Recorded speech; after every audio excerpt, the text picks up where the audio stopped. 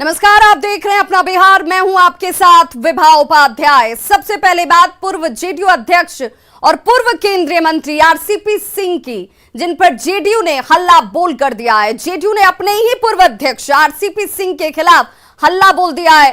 Party ने पूर्व राष्ट्रीय अध्यक्ष आरसीपी सिंह को शो कॉज नोटिस भेजा है, जिसकी प्रति आपके सामने, जहां पर आरसीपी सिंह पर जेडीयू में रहते हुए अकूत संपत्ति अर्जित करने और इसकी जानकारी सार्वजनिक नहीं करने का गंभीर आरोप लगा है।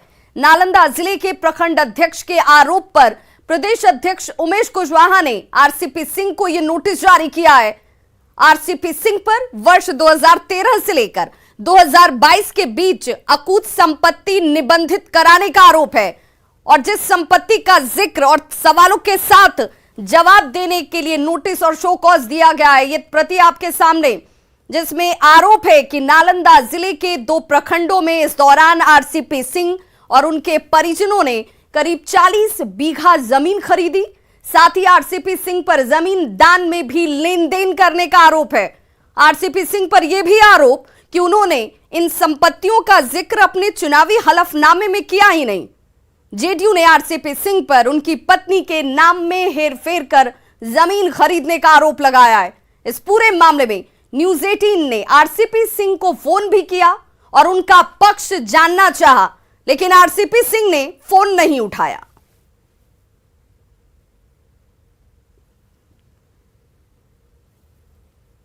तो जिस प्रति को आप देख रहे हैं, ये वो संपत्ति जो नालंदा के अलग अलग जगहों पर खरीदी गई है, 40 बीघा जमीन।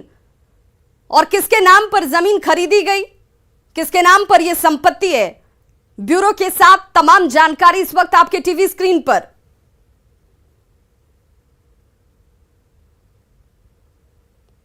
तो नालंदा जिले के जेडीयू नेता की तरफ से पूर्व केंद्रीय मंत्री और जेडीयू नेता आरसीपी सिंह के खिलाफ अवैध संपत्ति अर्जित करने के आरोप के बाद से जिले के साथ साथ पूरे प्रदेश में कह लीजिए हड़कंप मच चुका है।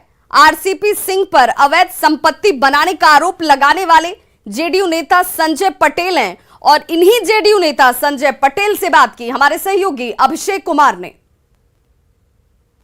पूर्व केंद्रीय मंत्री रामचंद्र प्रसाद सिंह के खिलाफ एक बड़ी खुलासा हुई है और यह खुलासा नालंदा जिले के रहुई प्रखंड के संजय कुमार पटेल उर्फ राकेश जदयू नेता ने किए हैं। उन्होंने खुलासा करते हुए पार्टी प्रदेश अध्यक्ष को यह बताया कि आरसीपी सिंह यहाँ नालंदा में काफ़ी बड़े पैमाने पर ज़मीन खरीद बिक्री की है। खास करके जो बताया जाता है कि 40 बीघा से अधिक ज़मीन है जो अपने बेटी और पत्नी के नाम से खरीदी है। इसकी खुलासा करते हुए इन्होंने रिपोर्ट पार्टी प्रदेश अध्यक्ष को सौंपे हैं। तो हमारे पास मौजूद हैं संजय कुमार पटेल, जिन्होंने खुलासा किया। इन्हीं से जानते हैं कितनी बड़ी खुलासा की गई है। ये बताया जाए कि क्या कौन सा संपत्ति खुलासा किया, उन्होंने खरीदा है ज़मीन को। देखिए, हम लोग पहले ही बता दें कि मुख्यमंत्री श्री नीतीश कुमार जी के बचपन से अनुयायी रहे हैं। तीसरा क्लास से हम उनके पीछे एक्टिव रहे हैं। मेरे पिताजी, इस क्षेत्र के बुजुर्ग सभी लोग, और किसी के कारण अगर मुख्यमंत्री जी की बदनामी होती है, जो कि पहले से चर्चा होते आ रहा था, आरसीपी टैक्स जो विपक्ष के नेता ही बोला करते थे, उस कड़ी में हम लोग भी नीतीश कुमार के अगर हितैषी हैं, इसके नाते हम लोग आरसीपी टैक्स के नाम पर हम लोग ज़मीन खरीद बिक्री जो हो रहा था उसके पीछे लगे हुए थे। इनका लगभग 30 से 35 बीघा के आसपास इस्लामपुर प्रखंड और अस्थामा प्रखंड जो गांव है मुस्तवा पर, वहाँ पर भी 30 से 40 बीघा ज़मीन इनका है। और भी है, बिहार ब्लॉक में भी है, जिसका अभी खुलासा नहीं किया गया है। उसका लगभग 1 से 2 एकड़ ज़मीन बिहार शरीफ ब्लॉक में भी है, वो दूसरे के नाम पे है। अभी पहला नाम, दूसरा नाम, तीसरा नाम पर चला गया, ट्रांसफ़र होते जा रहा है वो ज़मीन, जो कि अभी खुलासा नहीं हुआ है। मुख्यमंत्री जी की बदनामी ना हो, इसी कारण से हम लोग ये खुलासा किए हैं, क्योंकि इनके कारण मुख्यमंत्री जी की बदनामी हो रही थी, मुख्यमंत्री जी का भनक नहीं लग रहा था। और इनके साथ जो रहने वाले हैं लोकल लीडर और भी लीडर हैं, उनका भी काला धन है, उनका भी खुलासा होगी, उनका भी जांच चलेगा, उनका आवेदन भी शायद चला गया है। जांच के बाद ही स्पष्ट हो पाएगी कि इन्होंने कितना संपत्ति बनाया है। इनके जो आसपास के रहने वाले जो नेता थे, जो इनके साथ रहने वाले नेता थे, कितना काला धन बनाया है, ये जांच के बाद ही स्पष्ट होगी, लेकिन खुलासा होनी तय है। नालंदा से न्यूज 18 के लिए अभिषेक कुमार। तो संजय कुमार पटेल ये कह रहे हैं कि नीतीश कुमार की छवि जैसी है, उनकी कार्यप्रणाली जैसी है, उस पर बट्टा लगा रहे थे आरसीपी सिंह और इसीलिए नजर उन पर पहले से रखी जा रही थी। सबूत इकट्ठा हुए और अब ये नोटिस उनको थमा दिया गया है। जेडीयू के प्रदेश अध्यक्ष उमेश कुशवाहा ने कहा कि यह पार्टी का अंदरूनी मामला है और पार्टी भ्रष्टाचार से कभी कोई समझौता कर ही नहीं सकती।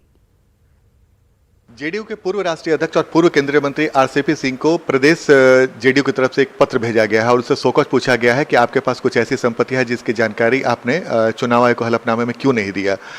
उमेश कुशवाहा प्रदेश अध्यक्ष हमारे साथ हैं। सर, आरसीपी सिंह के पास एक पत्र भेजा गया प्रदेश कार्यालय की तरफ से, प्रदेश जेडीयू की तरफ से, इसका मतलब क्या समझे? ये तो आपके हवाले से ही हमको सूचना मिल रही है। ये तो पार्टी का अंदरूनी मामला है। जब मामला की पूरी उजागर होगी, जानकारी मिलेगी, कोई भी बात आएगी छन के, तो मैं आपको अवगत कराऊंगा।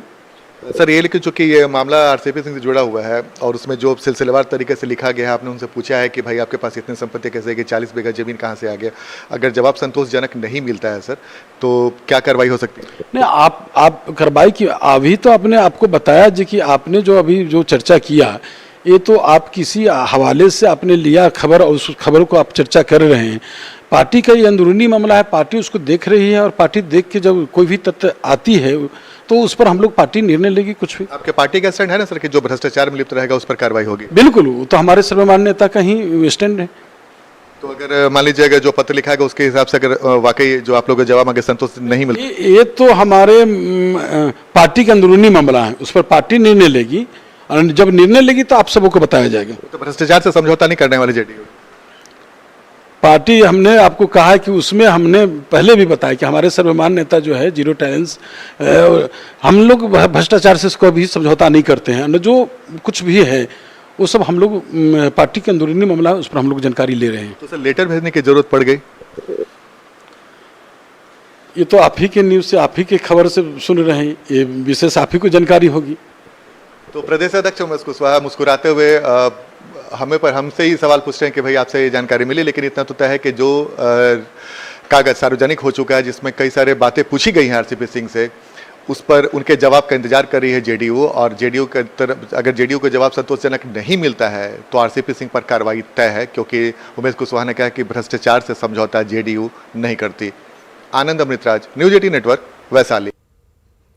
तो उमेश कुशवाहा का जवाब ढपे छिपे शब्दों के साथ सामने है, जिसमें उन्होंने सीधे तौर पर यह कहकर अपना पल्ला झाड़ने की कोशिश की कि अंदरूनी मामला है, पार्टी का जांच की जा रही है और अगर कुछ निकलता है तो आपको जानकारी जरूर दी जाएगी। लेकिन सवाल यही कि अगर बात में सच्चाई नहीं थी, इस तरफ खामियां नहीं थी, तो फिर नोटिस और शो कॉज क्यों जारी किया गया? आरसीपी सिंह पर जेडीयू के नोटिस पर पार्टी नेता उपेंद्र कुशवाहा ने कहा है कि आगे आरसीपी सिंह पर क्या कार्रवाई की जाएगी वो इस बात पर निर्भर करता है कि आरसीपी सिंह आखिर इस शो कॉज को लेकर, इस नोटिस को लेकर क्या सफाई देते हैं, क्या कहते हैं।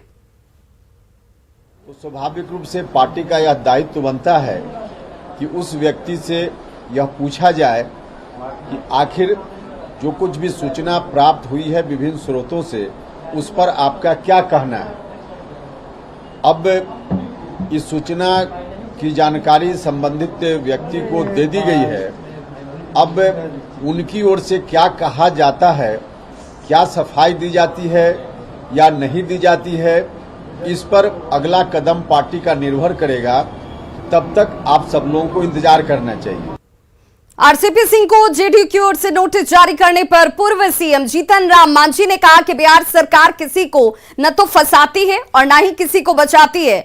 उन्होंने यह भी कहा कि यह उनके पार्टी और राज्य तीनों के हित में है। अभी वर्तमान में जो एनडीए की सरकार बिहार में चल रही है, न तो किसी को बचाती है और न तो किसी को फंसाती है।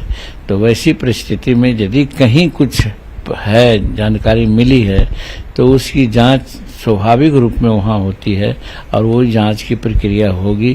तो इसमें कोई हम नहीं समझते हैं कि विशेष बात है। तो वहीं उधर झारखंड जेडीयू अध्यक्ष और राज्यसभा सांसद खीरू महतो ने कहा कि पार्टी के स्तर पर कार्रवाई की जा रही है। देखिए, अब पार्टी के स्तर पर अपना कार्रवाई हो रहा है और वो पार्टी के बाहर होके कुछ अगर कोई करता है तो उस पर तो कार्रवाई होगी ही, और उसमें हम लोग कुछ नहीं करना, पार्टी तो अपने स्तर पर कार्रवाई करेगी।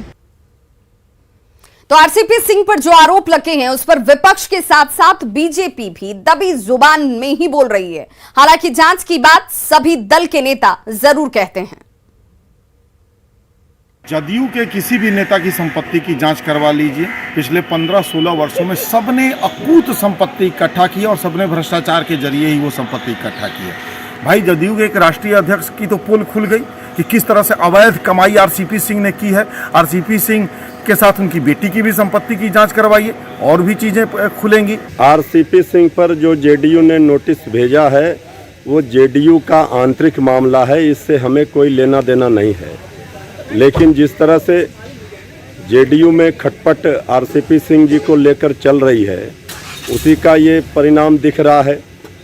अब पार्टी में रह करके अगर पार्टी के खिलाफ कोई गतिविधि करेंगे तो उस पर तो कार्रवाई पार्टी करती ही है। अब क्या है मामला, ये जेडीयू का आंतरिक विषय है, इसलिए इस पर आरजेडी की कोई प्रतिक्रिया नहीं हो सकती है। आरसीपी सिंह जी पर जो आरोप लगे हैं ये जांच का विषय है और उनका जवाब का भी इंतजार करना चाहिए। और ये जनता दल यूनाइटेड का अंदर का मामला है, ये उनके दल के बड़े नेता और उनके अंदर का ये विषय है, उस पर हम लोग को बोलना उचित नहीं है। लेकिन आरोप लगाना और आरोप जिस पर लगा है उसका जवाब सुनना ये भी जरूरी है। मुझे नहीं जानकारी है कि किस प्रकार की नोटिस उनको गई है। जब जानकारी ही नहीं है तो मैं इस संदर्भ में क्या बता सकता हूं, क्या अपना बयान दे सकता हूं। और चलिए अब हम आपको बताते हैं कि करके कि आरसीपी सिंह पर क्या क्या आरोप हैं। साल 2013 के से लेकर 2022 के बीच अकूत अचल संपत्ति निबंधित कराई गई। केवल नालंदा जिले के 2 ब्लॉक में 40 बीघा जमीन खरीदी जाती है। अस्थावा और इस्लामपुर ब्लॉक की बात कर लीजिए तो 40 एकड़ जमीन खरीदी गई आरसीपी सिंह की तरफ से। सांसद बनने के बाद पत्नी और बेटी के नाम पर यह जमीन खरीदी जाती है। पत्नी गिरिजा सिंह, बेटी लिपि सिंह, लता सिंह के नाम से जमीन खरीदी गई। अपने और अपने परिवार के नाम पर संपत्ति निबंधित कराई जाती है। संपत्तियों के निबंधन कराने में कई अनियमितताएं भी सामने आ चुकी हैं। चुनावी घोषणा पत्र के अलावा नाम में हेराफेरी के भी आरोप लग रहे हैं। चुनावी घोषणा पत्र में पत्नी का नाम गिरिजा सिंह, केवाड़ा में गिरिजा सिंह। चुनावी हलफनामे में बेटियों के नाम पर जमीन का कोई जिक्र ही नहीं किया गया। संपत्ति के सृजन में गलत आचरण का प्रयोग, संपत्ति छिपाने के लिए नाम में हेराफेरी की भी बात सामने आ रही है।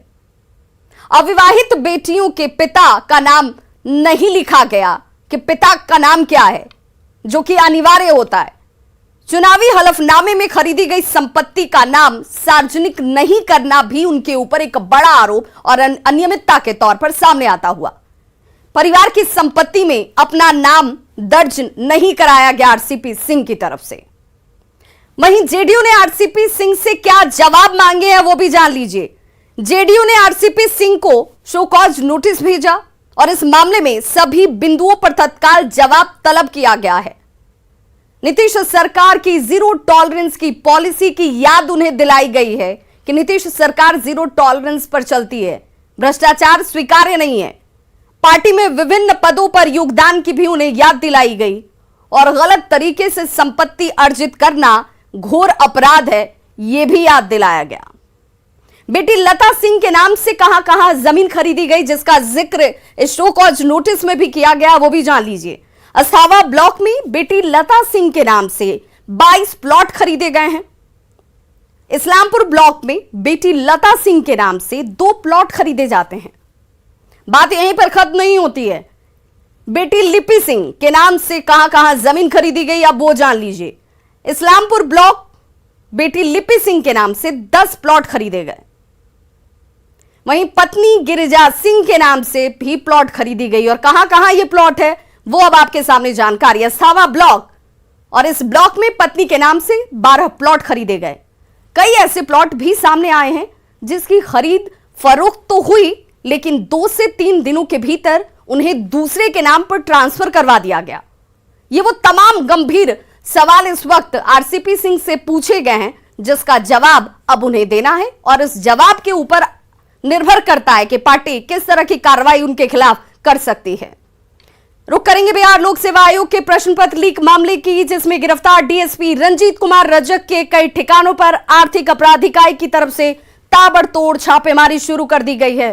रंजीत रजक के खिलाफ आर्थिक अपराध इकाई ने आय से अधिक संपत्ति के मामले को दर्ज किया है। न्यायालय से आदेश मिलने के बाद अब ये छापेमारी की कार्रवाई इस वक्त हो रही है। कहां हो रही है वो भी जान लीजिए। पटना, कटिहार और अररिया में इस वक्त ये कार्रवाई कोर्ट के आदेश के बाद होती हुई। आर्थिक अपराध इकाई ने आय से अधिक संपत्ति के मामले में 2 दिन पहले ही इसे दर्ज कराया है और अब ये कार्रवाई इस वक्त छापेमारी के तौर पर पटना, कटिहार और अररिया में इस वक्त ईओयू की टीम की तरफ से।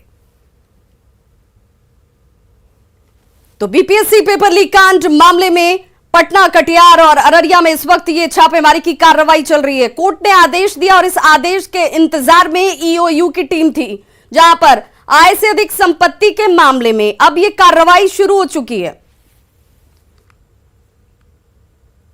खबर वैशाली से, जहां पर 2 लोगों की संदिग्ध मौत के मामले में बवाल सामने आ गया है। दरअसल महुआ क्षेत्र में 2 लोगों की शराब से मौत की आशंका हुई, जिसके बाद पुलिस मौके पर पहुंची और मामले की छानबीन शुरू कर दी गई। लेकिन स्थानीय लोगों ने पुलिस की जांच का विरोध किया है और पुलिस को वापस जाने के लिए यहां बवाल काट दिया गया। पुलिस जब जांच के लिए शव को साथ लेकर जाने लगती है तो लोगों ने पुलिस से शव को छुड़ा लिया और यहां से लेकर भाग खड़े हुए हैं। जरा देखिए, ये वो तस्वीर है जो वैशाली से सामने आई और पुलिस यहां पर जब जांच करने के लिए पहुंची थी। 2 लोगों की मौत हो गई है, लेकिन मौत किन वजहों से हुई यह तहकीकात का विषय था। पुलिस जब शव को अपने कब्जे में लेती है तो देखिए कैसे ग्रामीण ही शव को यहां से लेकर फरार हो जाते हैं। कैसे पुलिस का विरोध ये लोग कर रहे हैं। फिलहाल पूरे मामले पर एसपी ने जांच के आदेश दे दिए हैं, लेकिन मौके पर तनावपूर्ण स्थिति की वजह से पुलिस को काफी मुश्किलों का सामना करना पड़ रहा है। बड़ी खबर दानापुर से आ रही है, जहां मनेर के गंगा घाट पर विस्फोट हुआ है। अवैध बालू लदे नाव में विस्फोट हुआ है। बताया जा रहा है कि सिलेंडर में जो कि इस नाव पर लोड रखा गया था उसमें विस्फोट होता है। 4 लोगों की मौत हो गई है। पुलिस मौके पर पहुंची हुई और पूरे मामले की जांच शुरू कर दी गई है। लीकेज की खबर आ रही है सिलेंडर में, जिसके बाद नाव पर झोपड़ी नुमा घर बनाया गया था जिसमें खाना बनाया जा रहा था और उसी दौरान विस्फोट होता है। 4 लोगों की मौत हो गई है। कई लोग झुलसे भी हैं जिन्हें इलाज के लिए अस्पताल ले जाया गया। अब पुलिस की तरफ से पूरी जांच पड़ताल की जाती हुई। तो एक्सक्लूसिव तस्वीरें आपके टीवी स्क्रीन पर देखिए। नाव जिस पर 20 से 25 की संख्या में मजदूर सवार होते हैं, इसी पर झोपड़ी नुमा घर भी बना लिया जाता है। खाने पीने के इंतजाम, खाना भी इसी नाव पर बनाया जाता है, जिस दौरान बताया जा रहा है कि सिलेंडर में ब्लास्ट हुआ, 4 लोगों की मौत हो गई। तो खबरों का सिलसिला लगातार जारी है। आप देखते रहिए न्यूज़ 18 बिहार झारखंड। यहां खबरों का सिलसिला कभी नहीं थमता।